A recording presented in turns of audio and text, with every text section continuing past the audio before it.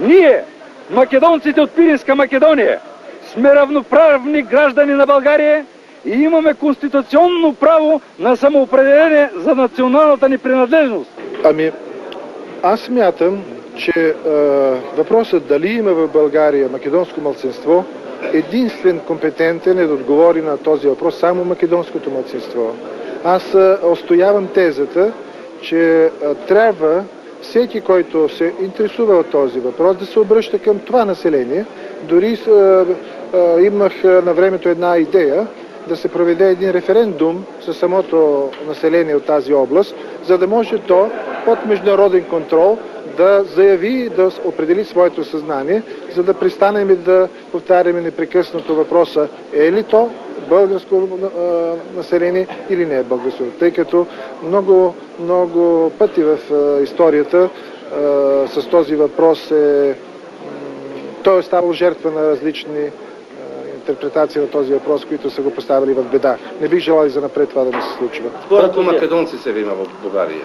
Абе, в България ние окръго е 350 хиляди.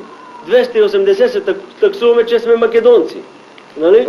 Но не е дадено свободно така изява на македонците, кой да се, как да се каже. Около 70 хиляди са турци, цигани, евреи, нали, такива окръга. Некои има и българи, които живеят в нашия окръг, нали? Но около 270-280 сме чисти македонци. Нали? Но хората не смеят свободно да го изяват това. А сега? Сега пак се страхуват. Ако се проведе един референдум, то ще се докаже има ли македонци, няма ли. Осъждан съм 2 пъти по македонския въпрос по 4 години. Затова, защото се чувствах македонец, защото исках да имаме Македония. Обаче това не е изнася на политиката на България по македонския въпрос и всичко, което е будно, живо по македонския въпрос, заминава по затвора.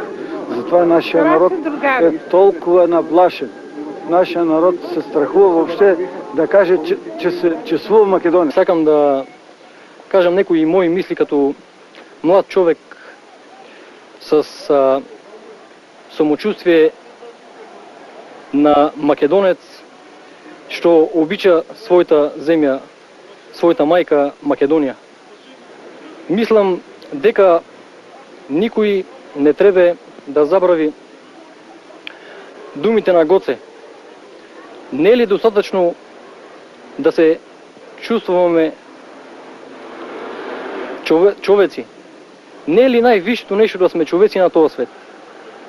Това са едни думи на великанот на македонския народ, на нашиот народ, како што сме ние македонци, кои са значени за всеки човек во светот. Бил тој македонец, бил тој българин, бил тој србин, албанец, харватин, грк или од секоја друга националност. Најважното нещо на тој свет, најважното е да се чувствуваш човек, да си човек. Българин съм, но смятам, че трябва да се даде права на македонците в България. Смятам, че българи са подписани за това. Не желаем никакво отцепване от пределите на България. Не сме съгласни с твърденията, че македонската нация се създава на противобългарска, в кавички, основа. Българи и македонци са родни братя в истинския смисъл на тази дума. Исторически така са се стекли обстоятелствата, че българи и македонци са се борили съвместно срещу общия враг и определен исторически период имат обща история. Но македонците имат свое национално освободително движение след 1893 година, което умишлено се омаловажава, изопачава или се укриват ценни исторически документи от погледа на обикновения човек. Считаме, че като граждани на България, че правилното становище по македонския въпрос, в скоби, а той съществува, независимо желаят или не отделни лидери, ще допринесе до голяма степен премахване бариерите на добросъседски отношения между България, Гърция и югославските народи. Трябва да направят българи, бе. Ама я тук що пише? На практика се разпадна. Това е подарък от българите, гледай. И още, и аз съм македонец у петите. Не у главата, у петите. Всичките, що се за мен тук, питай ги, че са македонци. Ама не македонци таквия. Това човек, що ти знае? 40 години живее на тази такова. Какво бъгне? Колко са умирали? А тук пише. Тия да не са умрели за мене. За Македония са умрели. Тия приказки. Аз имам. Чекай ги ти кажа. Ело бе, друже. Ей, я чети тук за България. Македония е златна. За България. Кой ти кажува лав? България. Може да ми Турция. Същото е, Същото е, аз съм го чел по-напред. Ние не ще караме тук. Но, да пази Господ да докара работа до там, тогава ке ви Оставите мен, аз съм умрел жив. Нямам ни жена, ни деца, ни дяло, нищо няма. Вие да му правите сметка на младите. И аз съм бил млад. Да не ме стои чудно. Да не ми на мен много арно, от арно съм дошъл тук. За какво съм дошъл? Таквия съм ги слушал много. Знаеш ли колко съм слушал такви? Аз съм на 70 години. Слушах, тази пуста глава, няма да ги слушаме. Щом не можа да му оттепат, сега вече ми гайде. Ето как се чувствам? По паспорт съм българин. Живея в България, но имам македонско самосъзнание и се чувствам македонец. Дали би смея да се чувстваш македонец? Дали ако ти биде дозволено слободно да го изкажеш твоето чувство како македонец, това явно би го кажа. Да, би го казал. И ще го заявя.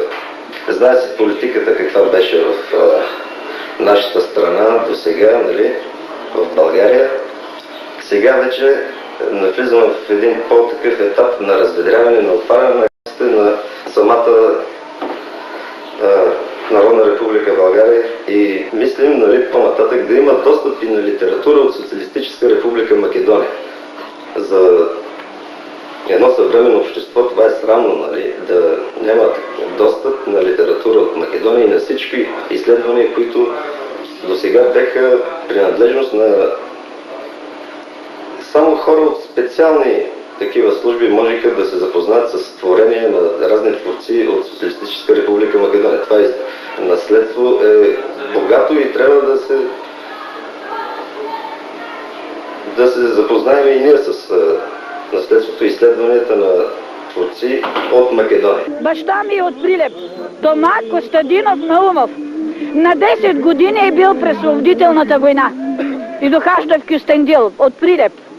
На паспорта му пишеше по народност македонец, поданство българско. След 9 му написаха българин, българско.